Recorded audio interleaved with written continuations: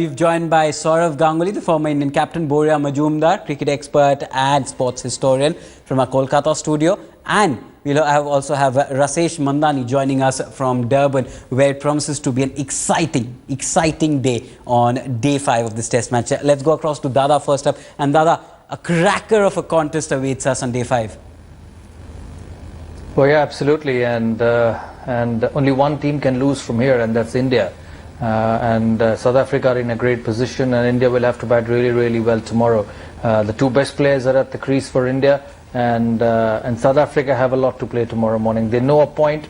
It's like you know when you know which stump to hit, and South Africa know that if they can get these two boys early tomorrow morning, India will be right under pressure. So as I said, this game is such a big leveler. South Africa was in this situation on the morning of the 5th day in the Wanderers, and India are in a similar situation on the morning of the 5th day in Durban. So let's see who stands out. South Africa stood up in Wanderers. Can India stand up in Durban?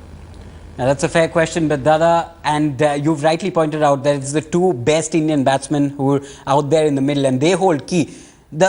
Because the form that they've shown, we believe in them, but then you look at the kind of experience they have. 22 tests for Virat Kohli, 17 for Chiteshwar Pujara. Now that's a situation which means that they haven't found themselves trying to battle to save a test match for quite some time, and this is the kind of conditions against the #1 team, the best bowling attack in the world. It could overwhelm them. I'm not too sure, Siddharth, whether it can overwhelm them, because sometimes not having a what do you say, a back